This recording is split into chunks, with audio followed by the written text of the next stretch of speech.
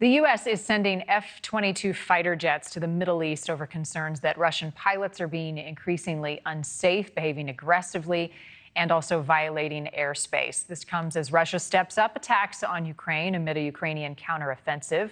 A Russian cruise missile attack Wednesday killed 6 people and damaged dozens of homes. Joining me now to talk more about it, Paul Rieckhoff, national security and political analyst and U.S. Army veteran. He's also the host of the Independent Americans podcast, where he'll be joined this week by actor Ron Perlman. We'll talk about that in a moment. But first, let's talk about these F-22 jets. What do you make of this latest Russian tactic? Well, I think Russia continues to instigate and try to pull more countries and America specifically more deeper into this conflict, Marni.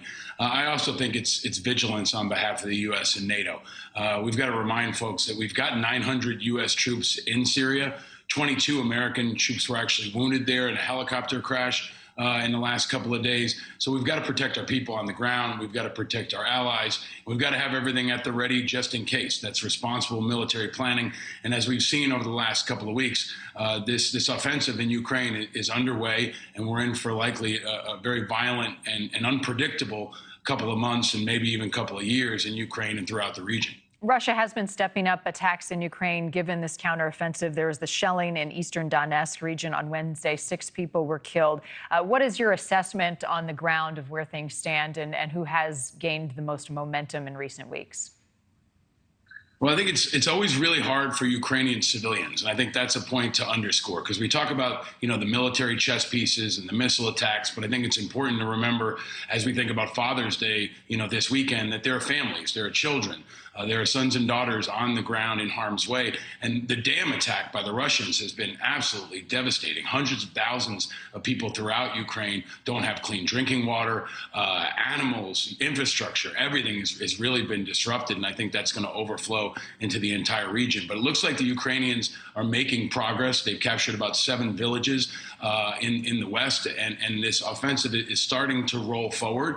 And it looks like the Ukrainians have the upper hand. They've been stacking all the pieces, and the Russian military is really, really unstable. I think we've got to underscore how this is kind of a hodgepodge military that Putin has had to put together that includes conscripts, people coming out of jail. They've got folks that they pushed into the military. It doesn't have the unity and the esprit de corps and the professionalism that we see in Ukraine that's also been backed by NATO and years of training from the U.S. So I expect Ukraine to have the upper hand, to press the advantage, and to have the opportunity to make gains pretty quickly. Yeah, important to highlight the civilians, as you always do so eloquently, Paul. We cannot understate the importance of this upcoming meeting between U.S. Secretary of State Antony Blinken. He'll visit China next week, not only to discuss the situation in Ukraine, but U.S.-Chinese relations. What do you expect? What will you be looking for as a result of this meeting?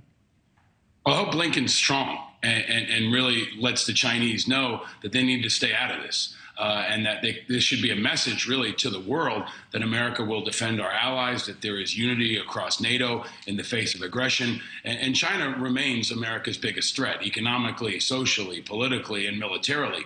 And Taiwan is always the giant chess piece that's at play here. So I think the message from Blinken will be straightforward: stay out of Ukraine, don't back Putin, and as a reminder, stay away from Taiwan, and don't make any other kind of aggressive actions that will infuriate the world, because this is the kind of response you should expect. Right, and the latest efforts to use Cuba as a place to spy on Americans as well.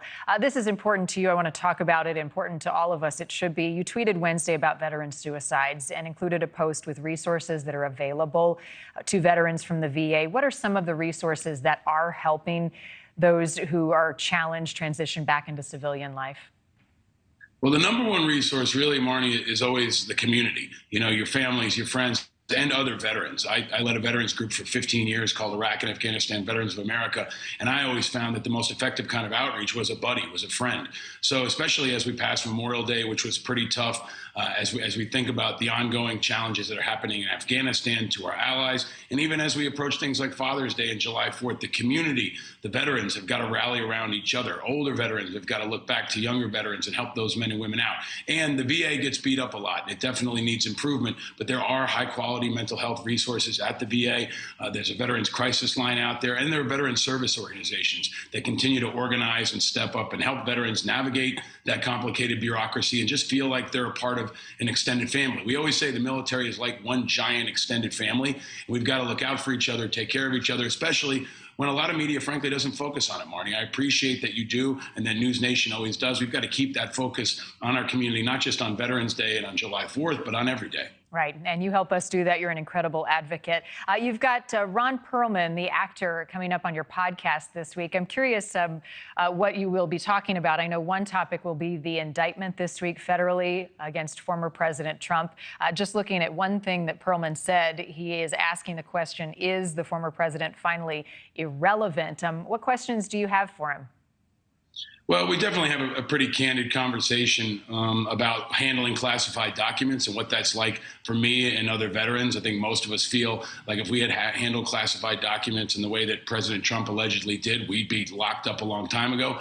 But Ron Perlman's a big supporter of veterans and troops. That's how I met him. And we also talk about the new Transformer movie, which is actually a really fun ride. It features an Army veteran as the lead who helps lead the Autobots and the Maximals against the evil forces. And it's a story of unity. It shows how people can get together in the face of an imminent threat. I think it's a fun summer movie for everybody, but it's also an insight into how we are divided in this country. And it may be a reach for folks, but the Transformers even can be an example of how we can get together and fight against evil forces. All right, I'm going with it. I like it. I'll see it. I'll look for the unity with the Transformers. Happy Father's Day to you, Paul. Always appreciate seeing you.